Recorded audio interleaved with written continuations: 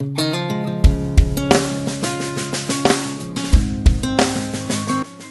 monde et bienvenue sur ma chaîne. Je suis contente de vous retrouver pour une nouvelle vidéo. Aujourd'hui, on va parler d'un sujet un petit peu compliqué, un sujet un petit peu tabou. J'ai envie de vous livrer mon ressenti par rapport au fait d'être noire et d'être à l'hôpital, du côté soignant mais aussi du côté patient. Donc si ça vous intéresse, c'est pas une vidéo que je fais pour faire une polémique, pour donner de la force à tous ceux qui sont comme moi et qui sont noirs et qui rencontrent des difficultés. J'ai envie de vous dire que c'est pas parce qu'on est noir qu'on doit se sentir moins bien par rapport à quelqu'un qui est d'une autre couleur de peau ou qui est d'une autre nationalité que nous. Il faut juste s'accepter et comme on est et s'assumer comme on est, même si parfois c'est un petit peu compliqué. La première chose que je vais aborder avec vous aujourd'hui, c'est du côté soignant. Comment ça se passe pour nous soignants quand on est noir et quand on travaille à l'hôpital? Est-ce que les patients, eh bien, ils vous considèrent moins bien qu'un soignant qui a une autre couleur de peau que nous? Ou bien est-ce que vous avez on a des remarques un petit peu racistes par rapport à notre couleur de peau? Comment ça se passe en fait avec nos collègues de travail? Est-ce qu'ils ont des a priori sur nous? Moi, je vais vous donner mon expérience à moi et mon vécu à moi. Je ne vais pas parler pour généraliser parce que chaque personne est différente et que chaque vécu est différent. Donc moi, je vais juste vous donner ma vision des choses qui n'est que la mienne, et justement je suis là pour faire avancer en fait. Je suis pas là pour critiquer, je suis là juste pour faire avancer notre cause parce que être noir, franchement, dans une société où normalement il y a l'égalité au niveau de tous les êtres humains, et ben parfois c'est pas forcément le cas. Je vais vous parler de comment en fait les autres soignants, les a priori que les soignants qui sont pas de notre couleur de peau peuvent avoir sur nous. Souvent on m'a dit, moi j'ai eu la remarque une fois, ah mais t'es belle pour une noire, limite ça veut dire quoi, que les noirs sont pas belles d'habitude, c'est des espèces de pics comme ça, ou bien ah t'as des cheveux pour une noire. C'est des choses qui sont pas forcément, qui sont un petit peu blessantes parce que moi je le vis. C'est un peu compliqué pour moi de me dire que de maintenant au XXIe siècle on ait ce genre de réflexion et de pensée. Il y a aussi les clichés sur le fait que oui, nous les Noirs, nous les Africains, nous les Antillais, c'est doucement, tranquille. Donc on prend notre temps pour travailler, on n'est pas pressé et qu'il ne faut pas nous bousculer. Ça encore, peut-être que c'est vrai dans certains cas, mais c'est pas, faut pas, il y a souvent en fait ce truc de généraliser un petit peu les comportements qui peuvent être, dans la société, il y a des gens qui sont hyper motivés dans leur travail et qui sont hyper rapides et qui sont hyper efficaces, et il y a d'autres personnes qui sont un peu plus lents, un peu plus tranquilles, un peu plus, qui travaillent, mais qu'il ne faut pas trop presser, quoi. C'est ça aussi la diversité. Et je crois que c'est pas parce qu'on est noir qu'on est tranquille, qu'on est calme, oui, faut pas trop nous bousculer, faut pas trop nous pousser. C'est pas le cas pour tout le monde. C'est pour ça que que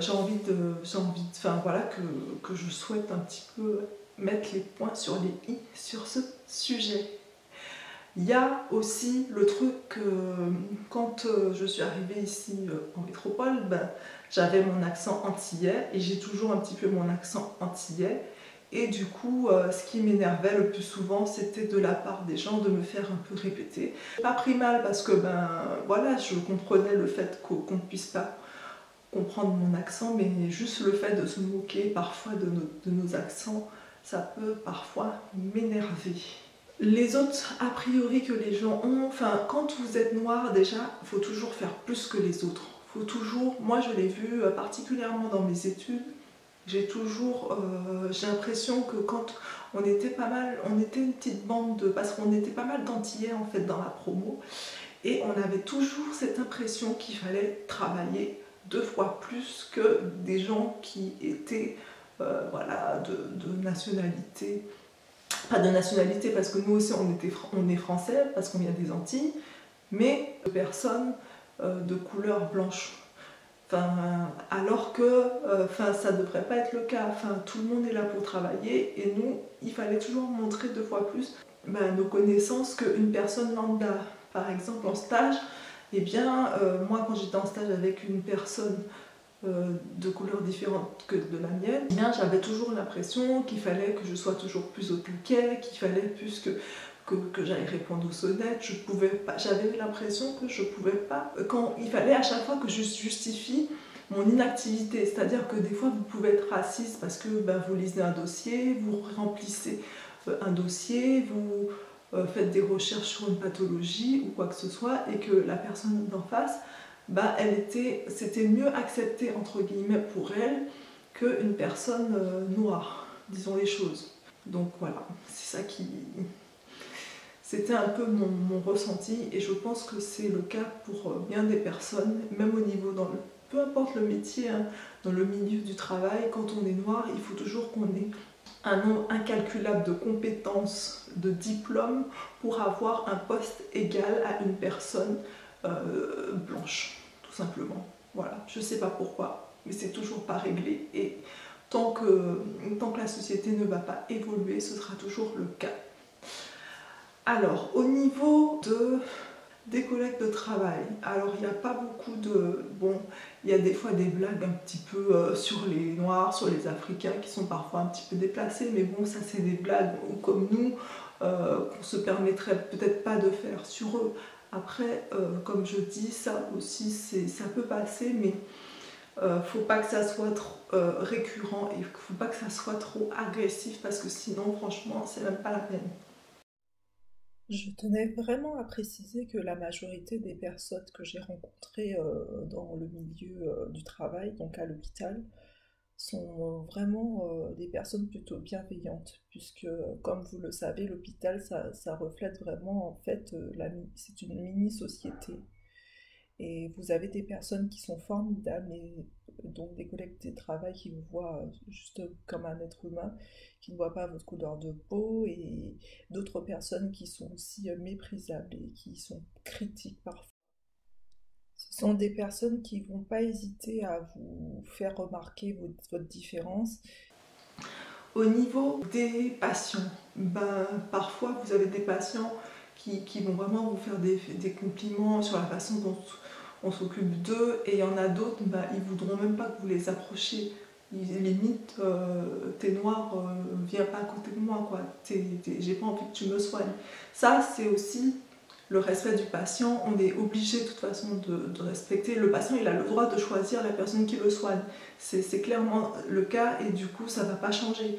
C'est dans la politique de la déontologie du patient, c'est dans les droits du patient hospitalisé. Ça, c'est quelque chose qu'il faut accepter. Et moi, franchement, si j'ai une personne qui ne souhaite pas que je m'occupe d'elle, moi, je ne suis pas là pour le forcer. Je suis là. S'il y a d'autres personnes, il n'y a pas de souci. Il faut pas hésiter à passer la main de toute façon, parce que vous n'aurez jamais raison. Même si je trouve ça déplorable maintenant de nos jours, il faut passer la main, et ça, c'est pas vous qui êtes remis en cause, c'est les valeurs de la personne, et on ne peut pas aller contre les valeurs d'un patient. Chaque patient a sa liberté, et ça, il faut le respecter. Après, ça peut être blessant pour vous, parce que forcément, vous vous sentez pas bien, parce que la personne elle a des a priori sur vous, parce que vous êtes noir. Peut-être qu'elle pense que vous êtes moins compétent, peut-être qu'elle pense que... Enfin, plein de choses qui sont dans leur tête. Ça, c'est quelque chose qu'on peut pas juger, et qu'on peut pas changer. Donc mon conseil, c'est juste de passer la main et de faire comme si voilà, ça vous atteignait pas. Alors, les a priori qu'ont parfois certains soignants envers les Noirs, et moi je le vois, hein, de toute façon, c'est des a priori. Après, franchement, des fois, c'est pas que c'est faux, mais c'est culturel. En fait, souvent, les patients qui sont africains, il y a toujours beaucoup de familles, beaucoup de visites, et des fois il y a de la nourriture qui est ramenée. Enfin, il n'y a pas toujours le respect de l'hygiène et tout, parce que on n'a normalement pas le droit de ramener des choses de la maison, et c'est pas toujours respecté. Voilà, donc certains soignants ont des a priori sur ce type de personnes, sauf que c'est culturel. Il faut juste, les gens, ils ont la liberté d'exprimer aussi leur culture. C'est ça qui fait leur identité en fait. Il y a aussi les clichés de certains médecins qui n'ont pas envie de s'occuper clairement des gens noirs. Il y a certains médecins qui ne veulent pas s'en occuper et donc qui laissent, qui veulent pas, qui refusent. Voilà, ça aussi, ça se voit hein, dans notre métier. Et si vous êtes un patient, je vous encourage vraiment à, quand vous rencontrez des difficultés avec un médecin ou bien avec un personnel soignant qui peut-être a des comportements qui sont pas adaptés envers vous, je vous encourage vraiment à ne pas hésiter à changer de médecin parce que c'est votre droit. Vous pouvez refuser ou vous pouvez changer en cours de route de médecin et vraiment vous faire conseiller par des personnes de votre famille. Il y a aussi la barrière de la langue, c'est pas forcément évident de comprendre parfois quand vous ne maîtrisez pas vraiment le français ce que vous dit un médecin et je vous encourage vraiment à prendre conseil auprès d'une personne de votre famille pour vous faire assister quand vous ne maîtrisez pas vraiment la barrière que vous ne maîtrisez pas vraiment bien le français. Je voulais également encourager tous les soignants et également tous les étudiants qui rencontrent des difficultés à cause de leur couleur de peau. Je voulais vous dire de ne pas baisser la tête et de ne pas vous décourager parce que la mélanine, elle a un vrai pouvoir. Et je pense que les Noirs n'ont pas conscience de ce pouvoir et parce que on n'a pas du tout été éduqués, on n'a pas appris en fait le pouvoir de cette mélanine puisque c'est elle qui nous permet d'accéder à notre troisième œil et qui vraiment renforce ce troisième œil, renforce cette spiritualité et renforce également tout ce qui est la clairvoyance et l'intuition. Donc vraiment, on a été déconnecté en fait de par le passé de la colonisation et de l'esclavage de cette mélanine. Et donc ils ont créé des difficultés, des classes entre les êtres humains, justement parce que c'était quelque chose qui leur faisait peur, c'est toute cette spiritualité et tout ce côté de l'intuition. Donc je vous encourage vraiment à en faire votre force. Et je voulais aussi remercier toutes les personnes qui ne font pas de différence entre les blancs ou entre les noirs, qui considèrent que toutes les personnes sont des êtres humains. Et merci aussi aux patients qui peuvent prendre notre défense parfois face à certains comportements de certains soignants ou soit par rapport à des collègues qui pourraient nous faire des réflexions quand on est par exemple étudiant et qui peuvent avoir aussi des espèces de paroles, des espèces de mots qui sont désobligeants envers nous. Merci à toutes ces personnes qui nous voient vraiment comme des êtres humains et juste pas comme une couleur de peau. Nous sommes comme nous sommes et nous avons été créés comme nous sommes avec cette couleur de peau différente et ça n'entache pas du tout vos qualités et c'est pas parce que vous avez des difficultés parfois pour progresser, parfois pour accéder à certaines formations qu'il faut baisser les bras.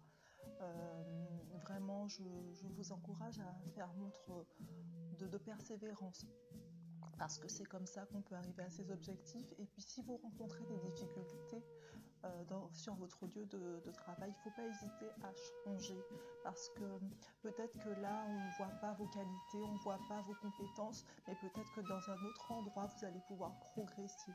Je vous encourage vraiment à ne pas avoir peur du changement parce que le changement ça vous permettra vraiment d'atteindre vos objectifs de carrière ou bien vos objectifs tout simplement professionnels par rapport à l'environnement ou par rapport à la qualité de vie au travail en fait tout simplement. Voilà, je fais cette vidéo pour vraiment vous soutenir et vous encourager pour que vraiment on ait plus ce complexe en fait par rapport à ces personnes qui nous jugent ou qui nous critiquent.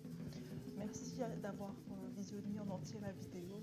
Laissez-moi vos commentaires, laissez-moi vos anecdotes par rapport si on vous a critiqué, si on vous a bien fait des éloges, parce que certains patients nous encouragent, parce qu'on a une façon de les soigner. Donc laissez-moi en commentaire vos petites, comment dire, ce que vous avez vécu. Et puis laissez-moi vos pouces bleus, abonnez-moi à ma chaîne et je vous dis à bientôt pour une nouvelle vidéo.